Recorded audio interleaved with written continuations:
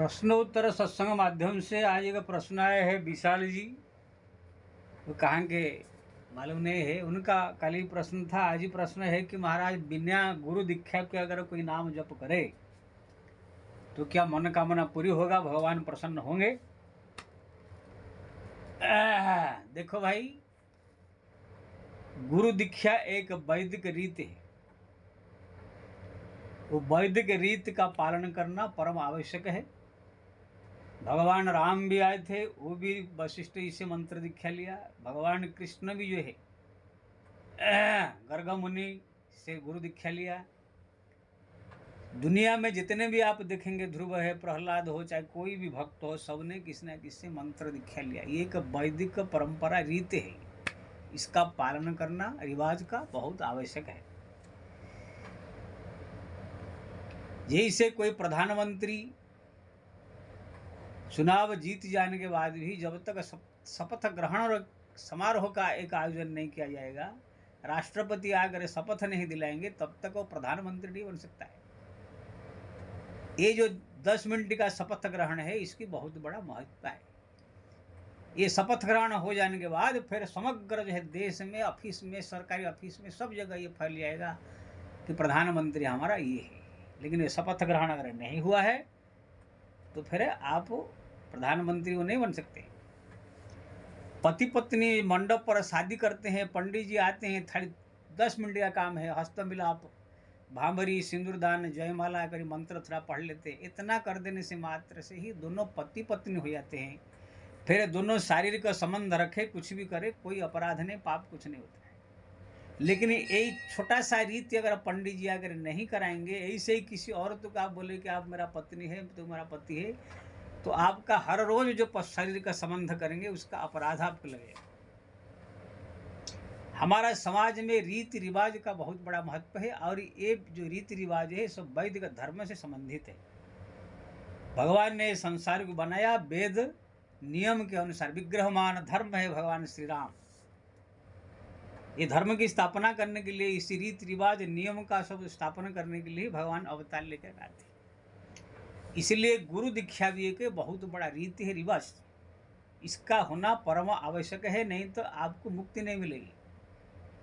भगवान प्रसन्न हो जाएंगे, दर्शन दे देंगे, आपकी इच्छा ही पूरा हो जाएगा, आपको संपत्ति, धन संपत्ति मिल जाएगा, सब हो जाएगा। लेकिन आपको जहाँ पर मुक्ति की बात आएगी, संसार से उद्धार होने का, जन्म मरण के चक्कर से, तो आपको वो नहीं मिलेगा, क्योंकि ना आपने एक वैदिक रीति का जो मेन है वो पालन नहीं किया।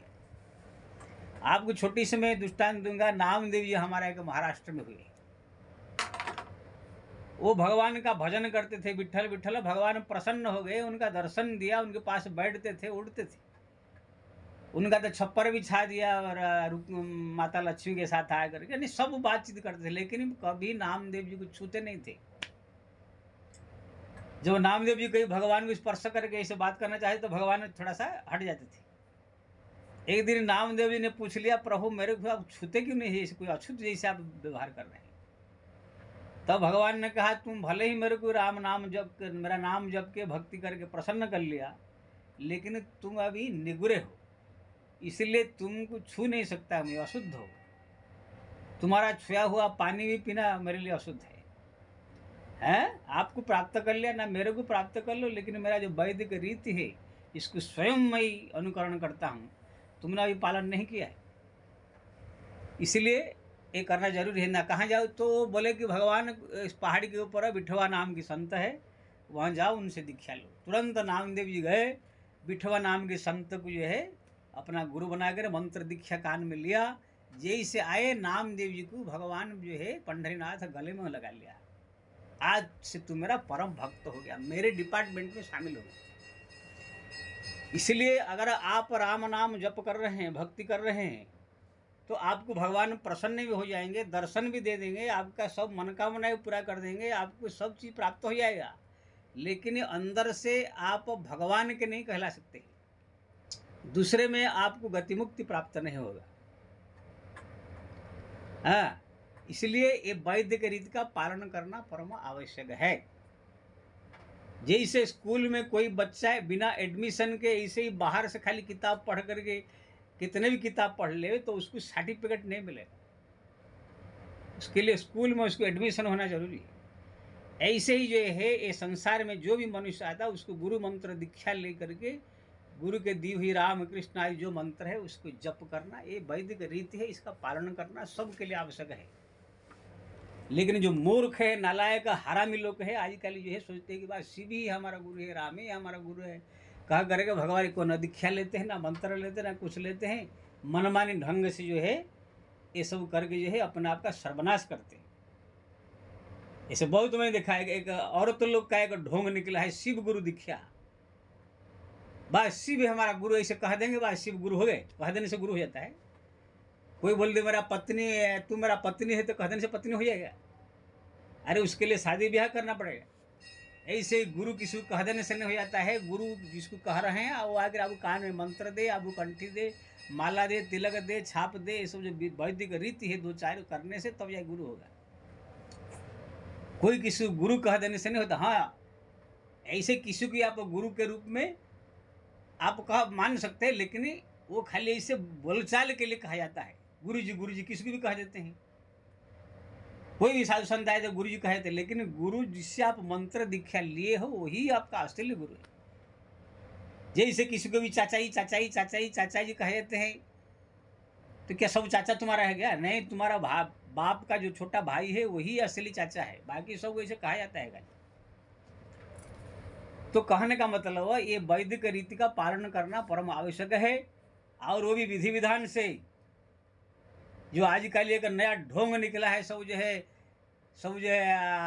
एक साथ में 1000 आदमी को बैठा करके माइक में बोल देंगे और सुन लेंगे, बोले कोई मंत्र कह देंगे, बोले कि हाँ मंत्र दीक्षा है। मंत्र दीक्षा नहीं, ढोंग है, ये शास्त्र विरुद्ध है। जो करने वाले हरामी लोग जो है ये सब शास्त्र विरुद्ध कार्य करके अपनी चला संख्या बढ़ाने के लिए, पैसा बढ़ाने के लिए अपना धंधा करने खोले के बैठे हैं।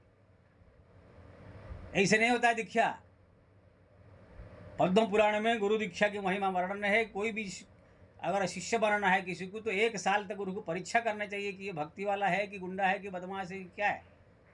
1 साल तक उसका स्वभाव को परीक्षण करने के बाद जब मालूम पड़े कि हाँ भक्ति वाला है, तब उसको बुला करके तब जाकर विधिवत उसको तिलक, कंठी, माला, छाप ये सब दे करके उसको दीक्षा मंत्र विधि विधान से दिया जाता है, तब जाकर शिष्य होता है।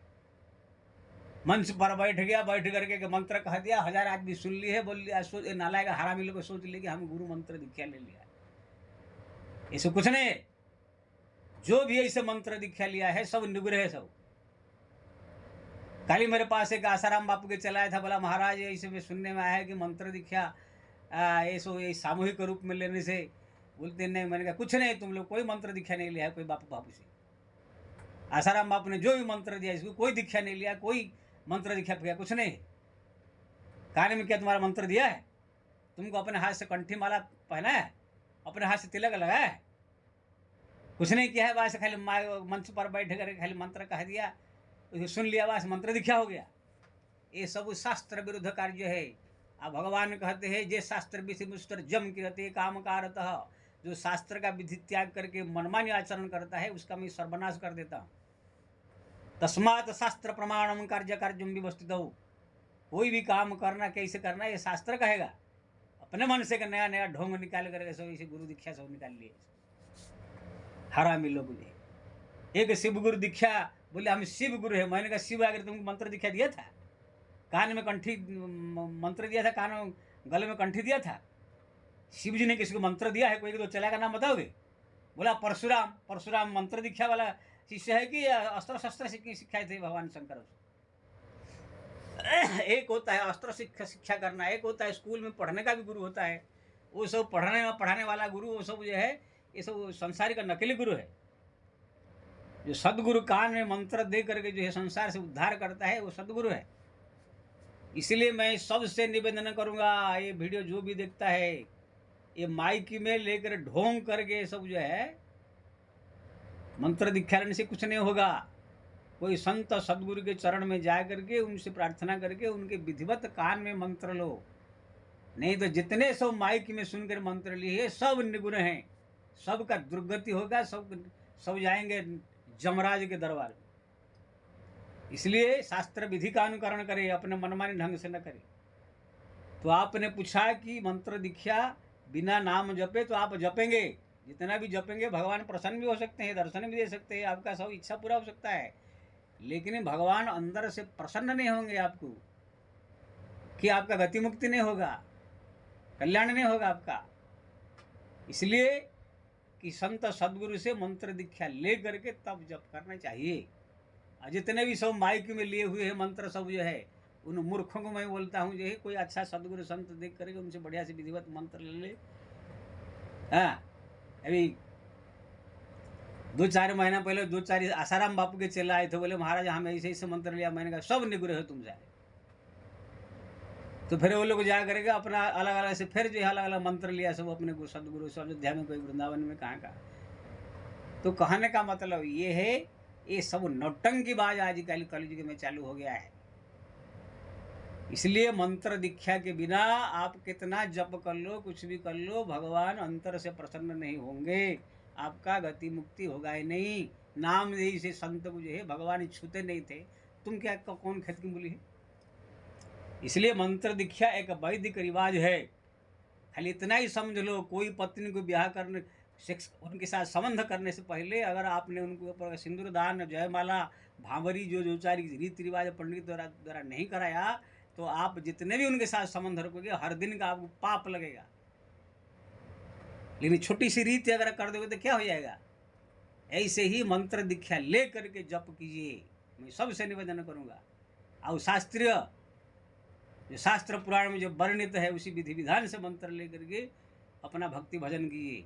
ये ढोंग करने से अंत में पश्चाताप के अलावा कुछ नहीं मिलेगा। जय श्री राम।